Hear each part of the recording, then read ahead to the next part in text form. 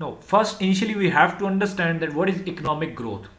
Economic growth is an increase in the amount of good and services product per head of the population over a period of time. This is known as economic growth. Okay. In simply mean, what do you mean by the economic growth? Economic growth is the level of production of the good and services produced in that particular area of the country decide that how many or what kind of economic growth this country has. Okay. Now there are some factors, there are some important terms which we have to understand. The first one, you can see the previous page of that book. Now there are some different terms we need to understand. The first one is GDP, known as gross domestic product. Okay, what do you mean by the gross domestic product? The total market value of all final goods and the services provided within an economy or in a state or a country by its factor of production is given period of time known as gross domestic product. Now the next term is nominal GDP. What do you mean by the nominal GDP? The value of output produced in an economy in a period of time measured at their current market value or the price is known as nominal GDP. Maybe you have some kind of a formula. You can see that what is the formula of the nominal GDP and the gross domestic product. The other term is real GDP. The value of the output produced in an economy in the period of time measured assuming the prices are unchanged over time. This GDP is a constant price provides the measure of the real output of the country. So we have divided the GDP into two types. The first one is the nominal GDP that consider the prices of the market value at the market value, and the other one we consider it the real output of the country. Now the third one is GDP per capita or GDP per head. What does it mean? The measure of the average output divided by income per person in the economy, since take into the account of the population. It provides a good measure of the living standard of an economy. Now Sharis, listen, what does it mean GDP per capita?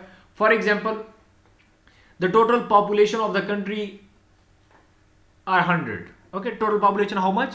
100. And the total income of the country is 100. If I ask you that divide the total income that every person receive an equal amount to 100 divided by 100, what will be the GDP per capita? GDP per capita is 1. What does it mean that divide the total income of the country on every person, that every person is getting equal amount, that particular amount known as GDP per capita. Okay. The other one, an increase in the real GDP.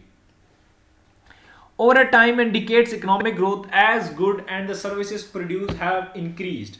It indicates that economy is utilizing its resources better or its productive capacity has increased.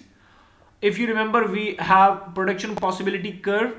The economic growth will be shown an outward shift of the PPC, which is also called potential growth. Do you have any question? You can ask. Okay. Now, what are the causes of the economic growth? It's a very simple thing. You just need to understand what are the causes of the economic growth. You can highlight on the book as well. The first one is discovery of the more natural resources. If you have more natural resources, look, if you have more natural resources, you will produce more, and if you will produce more, economic growth will be high. So the first cause of the economic growth is the discovery of the natural resources. It is making some sense? Okay.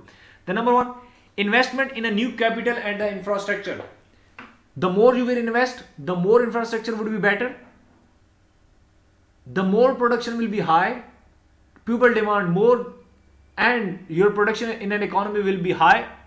Ultimately, economic growth will be increased. Getting my point? The other one is technical progress. Technical projects mean new inventions, production process, etc. can increase the productivity of the existing resource in an industry that and help boost economic growth. Okay. It depends on the trainings the country or state is providing to their laborers.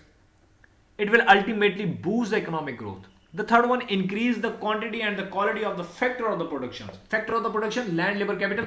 If they are qualitative and if they are quantitative, like if we have a huge amount of the quantity of these resources of production and the quality as well, ultimately production will be increased and economic growth will also be boosted up. Okay. Then reallocating resources. Moving resources from less productive use to more productive use will improve the economic growth. Okay. So we